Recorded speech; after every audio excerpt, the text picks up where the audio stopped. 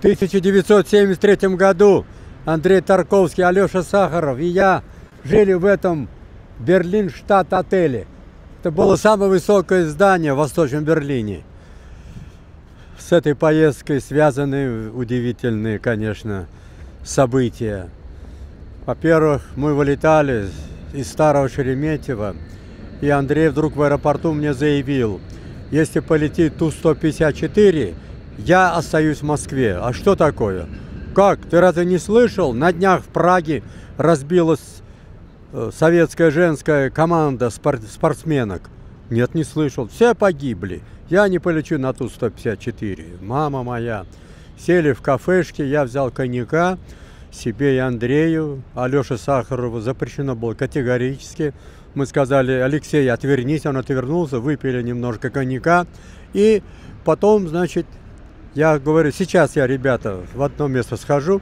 Ушел и быстро побежал, где регистрация. Говорю: на Берлин, где будет регистрация? Вон у той стойки. Подхожу, там женщина сидит, занята какими-то своими делами. Я говорю: извините, пожалуйста, здесь будет на Берлин регистрация? Да, здесь. У меня к вам просьба. Что случилось? Она таким официальным голосом. Я говорю: вы знаете, мой товарищ очень нервничает перед полетом. Какой у нас будет самолет? Она говорит: Тушка. Я говорю: ах, черт возьми, он так нервничает. Он боится Тушкой лететь. Там был инцидент недавно в Праге. Ну и что боится? Что? Все летают, и он полетит. Я говорю: пожалуйста, коробку конфет ей приготовил, шоколадных положил. И говорю: пожалуйста, если он спросит, скажите, что у нас Ил-62. Ладно, только вы мне дайте знак, говорит, а то я могу забыть. Идем на регистрацию. Встали в очередь, подходит наша очередь. Андрей, так покусывая ногти, спрашивает: ну что, милая, на чем летим в Берлин? Она так посмотрела, заметила мой взгляд и сказала: Илюшин, Илюшин у вас. И Андрей так повеселел. Теперь у меня в руках портфель. И я с портфелем загораживаю, когда шли на посадку, загораживаю, по трапу поднимаемся, разговариваю с Андреем, отвлекаю его, потому что прямо перед входом в самолет слева Ту-154 нарисовано вообще красивыми большими цифрами и буквами. И мы так вот вошли, сели. Андрей уверен, что это Ил-62. Но мы немножко выпили коньяку там в баре, а тут у меня бутылка, и я говорю: Андрей, может, для взлета? Как, у тебя есть? Я говорю: да, у меня есть коньяк. Открыли, взлетные выпили по 50 грамм. Потом еще выпили. И когда пробивали облачность, то влево, то вправо самолет, то тряхнет. И Андрей, раскинув руки, говорил: да, вот хорошо, разворот, вот это мне нравится. То есть алкоголь его, так сказать, успокоил, и мы таким образом прилетели в Берлин. В Берлине был такой легкий банкетик в аэропорту. Встречали нас ребята, кончавшие институт кинематографии в Москве. Герман Херлингхаус, руководитель Союза кинематографистов ГДР. И Фред Мюллер, оргсекретарь. Ребята блестяще по-русски говорят, наши просто, да, обнялись. И оттуда, после небольшого банкета, фуршета, мы поехали прямо в огромный кинотеатр. Забитый, просто в проходах сидела молодежь, на сцене сидела, мы вот так за столом президиума. И они только что посмотрели Андрей Рублев. Все в шоке, столько вопросов. Андрей потрясающе отвечал, потрясающе рассказывал.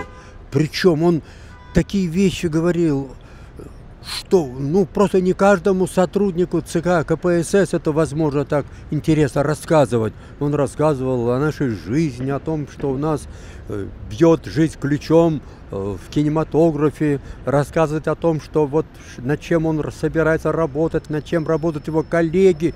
Я потом ему в отеле сказал, вот в этом отеле, я ему сказал: Андрей, ты молодец, слушай, ты можешь работать в отделе пропаганды. Да, говорит, когда уйду из кино, если выгонен, буду работать в отделе пропаганды.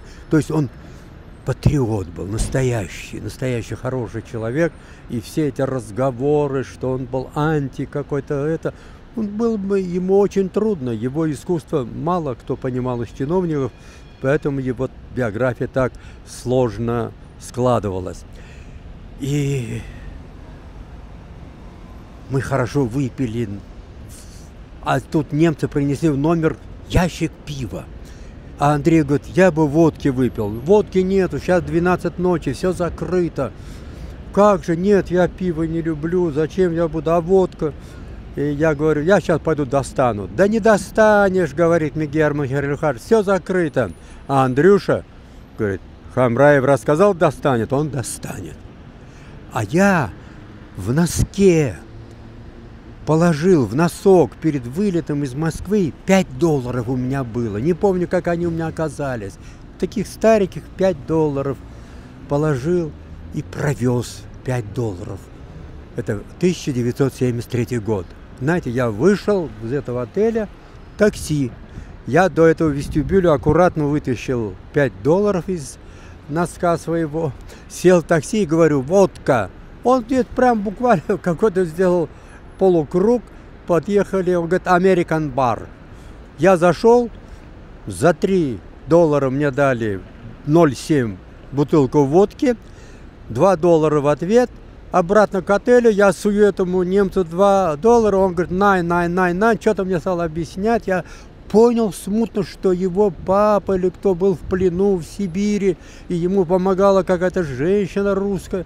В общем, слава Богу, что папа его воевал, был в плену, он у меня денег не взял, у меня $2 осталось. Я поднимаюсь в номер, засунул бутылку прямо вот под плащ, за брюки, захожу с таким расстроенным видом.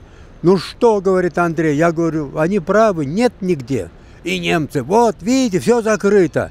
Я вытаскиваю бутылку, вот, на стол положил, и Андрей говорит, я знал, что ты достанешь. Не дадим им ни грамма, пусть пьют свою мочу. И с немцами посидели, они пиво, мы водку. И часа в 3 ночи вдруг Андрей мне говорит, ты знаешь, вот они вроде бы вот наши, а на самом деле в душе они не наши, они нас ненавидят. Для них вот это, вот сейчас появится опять Гитлер, и они все будут кричать «Хайль Гитлер! Хайль Гитлер!» И Андрей был такой перевозбужденный, и он стал ходить по номеру, маршировать, кричать «Хайль Гитлер!», открыл окно и стал кричать вот с 20-го или какого-то этажа «Хайль Гитлер!». Я думаю, мама моя, мне же попросили, что я буду отвечать за всякие там нарушения, чтобы я помог Тарковскому и Сахарову, чтобы не было никаких эксцессов. Да, думаю, не дай бог сейчас откуда-то услышат, доложат, что с 15-го этажа кричали «Хайль Гитлер!». Кто? Советский режиссер Андрей Тарковский. Я его оттащил, уложил спать. И так у нас прошла первая ночь в Берлине. Когда я зашел утром в номер будить его, я увидел, что на соседней кровати лежит томик «Идиот» Федор Достоевский. Андрей, оказывается, читал, перечитывал, собирался снимать эту картину. Через много лет, когда его спросил, а что ж ты так «Идиота» и не снял? Почему? Ты знаешь, эти советские чиновники, они даже к «Идиоту» Достоевского вот имеют такое неприятие. Я говорю, почему? Ну, считают, что этот идиот, герой Достоевского, он не подходит нашему зрителю, не подходит нашей идеологии. И во всех его действиях и так далее, что-то там антисоветское проявляется. Я обалдел. Короче говоря, в Германии у меня было много интересных событий с Андреем Тарковским, с Алешей Сахаровым. Следующее событие я расскажу, когда найду вот похожую сосисочную или сарделечную или забегаловку, где мы с ним распили бутылку водки. Я его научил пить йорш, смешивать пиво с водкой.